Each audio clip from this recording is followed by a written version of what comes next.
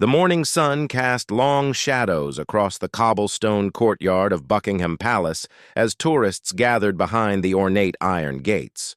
Among them stood 8-year-old Tommy Mitchell, his small face pressed against the metal bars, eyes wide with wonder at the magnificent sight before him. His mother, Sarah, clutched her camera tightly while trying to keep track of her energetic son, who had been bouncing with excitement since they arrived in London 3 days ago. Tommy had been talking about seeing the Queen's Guards for weeks. He had watched countless videos online, memorizing every detail about their tall black hats, red uniforms, and stern expressions. His grandmother had told him stories about how these guards never smiled, never moved, and stood like statues no matter what happened around them. To an 8-year-old boy from a small town in Ohio, this seemed impossible and fascinating. The crowd around them buzzed with anticipation as the changing of the guard ceremony was about to begin. Families from around the world had gathered for this iconic British tradition, cameras ready, children perched on shoulders, and tour guides explaining the historical significance in multiple languages. The atmosphere was electric with excitement and respect for the centuries-old tradition they were about to witness.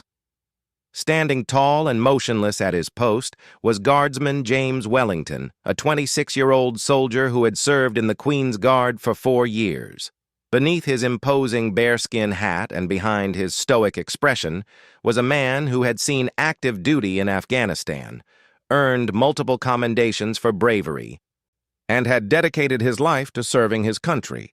James took immense pride in his role, understanding that he was not just a soldier, but a symbol of British tradition and dignity. The tourists began taking photos, some posing playfully near the guards while maintaining a respectful distance. James had learned to tune out the constant chatter, the clicking of cameras, and the occasional attempt by visitors to make him react. He stood perfectly still, his rifle held at attention, his gaze fixed straight ahead as he had been trained to do. Nothing could break his concentration or compromise his professional demeanor. Tommy watched in amazement as James remained completely motionless despite the commotion around him. The boy's curiosity grew stronger with each passing minute. He tugged on his mother's sleeve repeatedly, asking question after question. Why didn't the guard move? Could he hear them? Was he even real? Sarah tried to answer her son's endless questions while keeping one eye on the ceremony that was about to begin and the other on her adventurous child. As the minutes ticked by, Tommy's fascination slowly transformed into something else. The novelty of seeing a human statue began to wear off, and his 8-year-old mind started processing the situation differently. He began to feel frustrated that the guard wouldn't acknowledge him, wouldn't even look at him when he waved enthusiastically. In Tommy's young mind, this wasn't impressive anymore. It was rude. The boy had been raised to be polite, to say hello when meeting people and to respond when someone spoke to him. His parents had taught him that ignoring people was bad manners. Seeing James stand there, seemingly ignoring everyone around him, struck Tommy as the height of rudeness. The child's perception of the situation was completely different from the adults around him who understood the ceremonial nature of the guard's duty. Tommy's frustration mounted as he tried several times to get James's attention. He waved both arms in the air, jumped up and down, and even tried making funny faces. When none of these attempts worked, the boy felt genuinely hurt and confused. In his innocent mind, he couldn't understand why this man in the fancy uniform was being so mean by ignoring him and everyone else. Sarah noticed her son's growing agitation, but was momentarily distracted by trying to get the perfect photograph of the ceremony. She assumed Tommy was just excited and didn't realize that his emotions were shifting from wonder to frustration to something more troubling. The other tourists were focused on their own experiences, taking selfies and marveling at the pageantry unfolding before them. The morning air was crisp, and James could feel a slight breeze against his face, but he remained perfectly still. He was accustomed to children trying to get his attention, and he had developed an almost supernatural ability to maintain his composure regardless of what happened around him. He had stood through rainstorms, endured taunts from drunk tourists, and remained unmoved when people tried to touch him or his uniform. This was just another day at his post. But something about this particular morning felt different to James, though he couldn't quite put his finger on what it was. Perhaps it was the unusually large crowd, or maybe it was the energy of the children who seemed more excited than usual. Whatever it was, he sensed a shift in the atmosphere around him, though his training kept him focused and alert to his duties. Tommy's 8-year-old logic began to work in ways that would soon surprise everyone present. The boy started to feel that if this guard was going to ignore everyone and act like he was too important to acknowledge people, then maybe he deserved to know what Tommy really thought about his behavior. The child's innocent sense of justice was beginning to override his usual good manners. The crowd continued to grow as more tourists arrived for the ceremony. Parents lifted their children higher to get better views. Teenagers took countless selfies, and elderly couples stood hand in hand, remembering their own first visits to this historic place decades earlier. The excitement was palpable, but none of them could have predicted what was about to unfold right in front of them. As Tommy's frustration reached its peak, he made a decision that would change everything about this ordinary morning. The boy took a deep breath, stepped as close to James as the barriers would allow, and prepared to voice his displeasure in a way that only an uninhibited 8-year-old could manage. The stage was set for an encounter that would leave everyone present questioning their assumptions about dignity, duty, and the power of human connection. Tommy planted his small feet firmly on the ground and looked directly at James with the fearless determination that only children possess. The bustling crowd around them continued their cheerful chatter, completely unaware of the storm brewing in the mind of one small American boy. Sarah was still adjusting her camera settings, trying to capture the perfect shot of the ceremony, when her son's voice cut through the morning air like a sharp knife. "You're really rude, you know that?" Tommy called out loudly, his young voice carrying farther than anyone expected.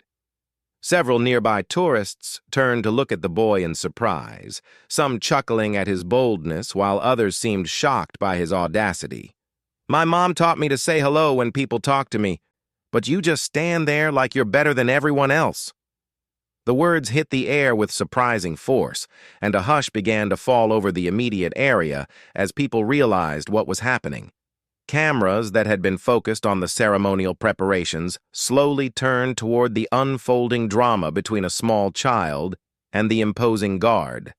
Some visitors looked uncomfortable, uncertain whether they should intervene or simply watch what would happen next. James felt the words reach him, but his training kept him motionless.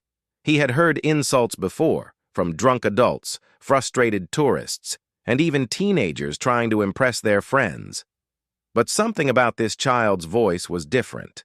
There was no malice in it, no attempt to be cruel for the sake of cruelty. Instead, there was genuine hurt and confusion, the raw emotion of a child who felt ignored and dismissed. "I've been trying to say hi to you for like 10 minutes, Tommy continued, his voice getting louder as his frustration poured out. "But you just stand there like a statue. That's not nice. My dad says people who ignore other people are mean and stuck up." The boy's cheeks were flushed red with emotion, and his hands were clenched into small fists at his sides. Sarah suddenly realized what was happening and rushed toward her son, her face burning with embarrassment. She could feel the eyes of dozens of tourists on them, some recording the incident with their phones, others whispering among themselves. The mortification was overwhelming as she imagined the headlines: "American Tourist Child Insults Queen's Guard," or "Rude American Boy Disrupts Royal Ceremony." "Tommy, stop it right now!" Sarah hissed, grabbing her son's arm and trying to pull him away from the guard post. "You can't talk to him like that. He's working. You're being very naughty." But Tommy pulled free from his mother's grasp. His 8-year-old sense of justice completely activated now. "But, Mom, he's being mean to everyone," Tommy protested, gesturing wildly at James, who continued to stand perfectly still. "Look at him! He won't even look at us! Grandma said these guys were cool, but he's just a big meanie in a funny hat." The boy's voice cracked slightly with emotion, revealing just how deeply the perceived slight had affected him. The crowd around them was growing larger as word spread through the tourist groups about the confrontation taking place. Some people were laughing, finding the child's boldness amusing, while others looked disapproving of the American family who seemed to have no respect for British traditions. A few security officers began moving closer, unsure whether they needed to intervene in what was becoming a very public incident. James could feel the weight of every eye upon him. This was exactly the kind of situation his commanding officers had warned him about during training. International incidents could start with the smallest provocations, and he knew that his response in the next few moments could potentially create diplomatic problems between two allied nations. The pressure was immense, but his duty was clear: maintain composure and dignity at all costs. "You know what I think?" Tommy continued, his voice now loud enough for everyone in the immediate area to hear clearly. "I think you're scared. I think you're scared to talk to people because you don't know how to be nice. My little sister could stand still better than you, and she's only 5 years old." The insult hung in the air like a challenge, and the crowd held its collective breath. The morning sun seemed to shine brighter as the tension reached its peak. Sarah was pulling frantically at her son's arm, apologizing profusely to anyone who would listen, while other tourists began backing away as if expecting some kind of explosive reaction from the guard. The ceremonial drums in the distance seemed to echo like a countdown to an inevitable confrontation. But James Wellington was thinking about something completely unexpected. Beneath his stoic exterior, behind the years of military training and discipline, was a man who remembered being 8 years old himself. He remembered the confusion and hurt he had felt when adults seemed to dismiss him or ignore his attempts at connection. He remembered how big and intimidating the world had seemed, and how much it had meant when an adult took the time to acknowledge his existence. Tommy's words weren't just insults to James. They were a cry for recognition from a child who didn't understand why he was being ignored. The guard realized that in this little boy's mind, he wasn't witnessing a centuries-old tradition or observing military discipline. He was simply being ignored by another human being, and that hurt his feelings in a very real and valid way. The moment stretched on like an eternity as everyone waited to see how this confrontation would resolve. Would security remove the disruptive American family? Would the guard maintain his stoic silence and let the incident pass? Would this become an international embarrassment that would be replayed on social media for years to come? James felt something stirring within him that had nothing to do with military protocol or royal tradition. It was something much more fundamental and human: the recognition that sometimes breaking the rules was exactly the right thing to do. Sometimes showing humanity was more important than following orders. Sometimes a moment of genuine connection could mean more than maintaining perfect discipline. The crowd watched in absolute silence as James began to do something that no one expected, something that would transform this embarrassing incident into something magical and unforgettable for everyone present. The next few seconds would prove that sometimes the most profound acts of kindness come from the most unexpected places. James Wellington slowly, deliberately, turned his head and looked directly at Tommy Mitchell.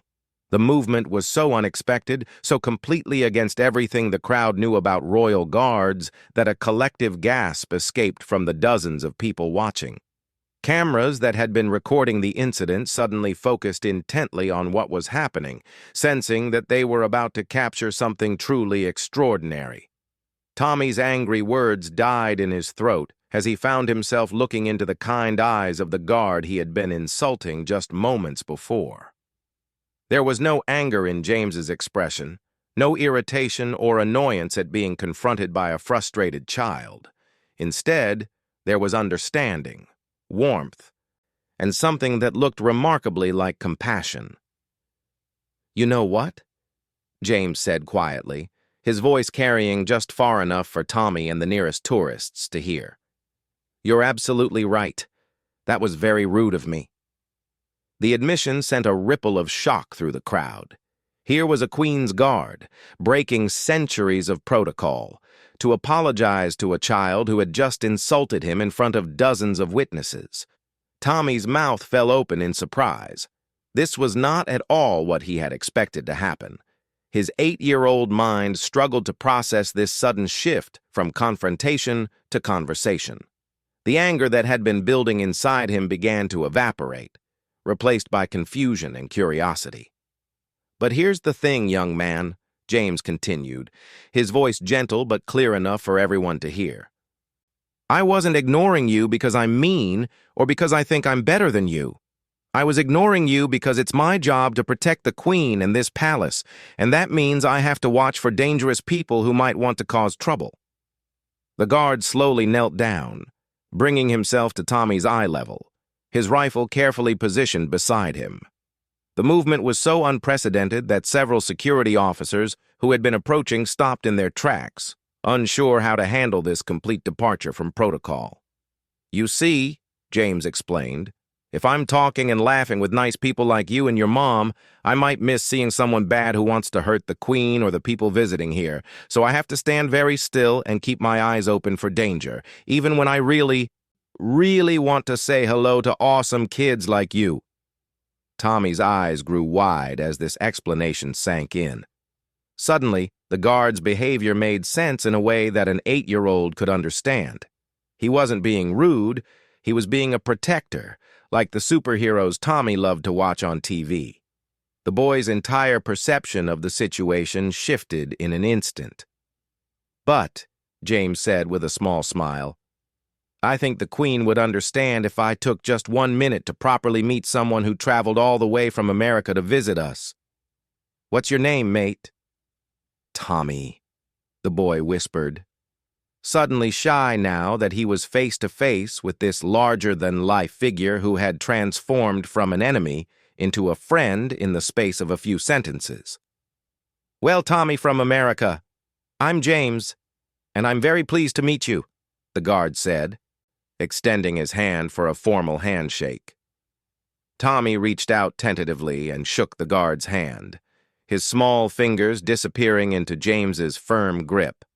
The crowd around them had grown silent, completely captivated by this unexpected turn of events.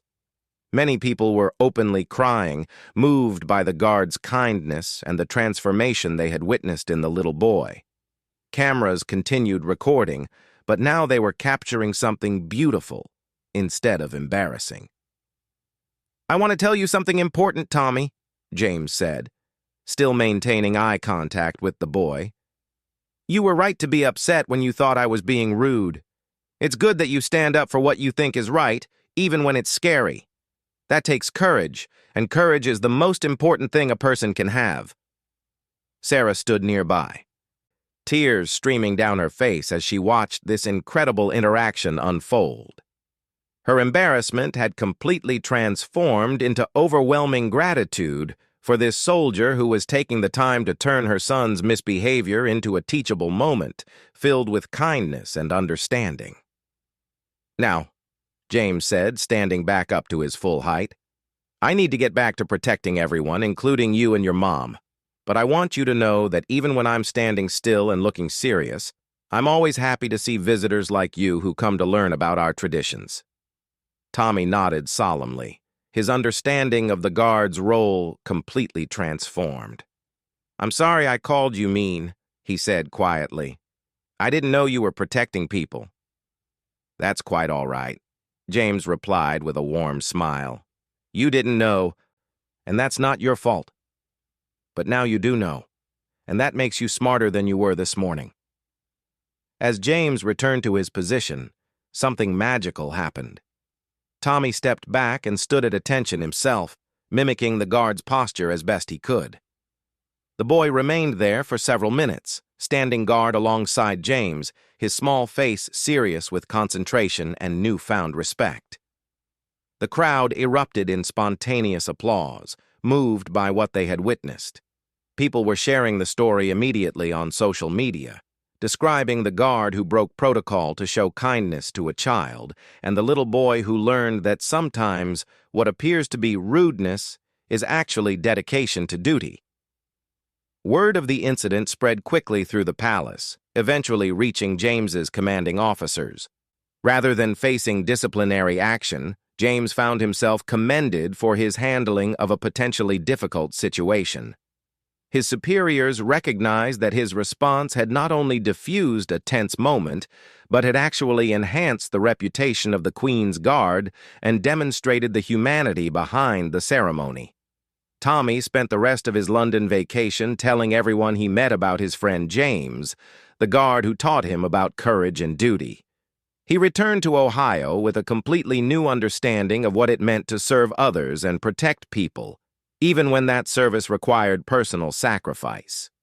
Years later, Tommy would often think about that morning at Buckingham Palace whenever he faced difficult situations in his own life. The lesson James taught him, that sometimes doing the right thing means making hard choices, and that true strength comes from understanding rather than anger, stayed with him throughout his childhood and into adulthood. The video of their interaction was viewed millions of times online, becoming a symbol of how a moment of genuine human connection can transform misunderstanding into mutual respect. Comments poured in from around the world, praising both the guard's compassion and the child's courage to speak up for what he believed was right. James continued his service as a Queen's Guard for several more years, but he never forgot the lesson that 8-year-old Tommy taught him that day, that sometimes the most important part of serving others is remembering to see the person behind the situation, and that breaking the rules can sometimes be the most honorable thing to do.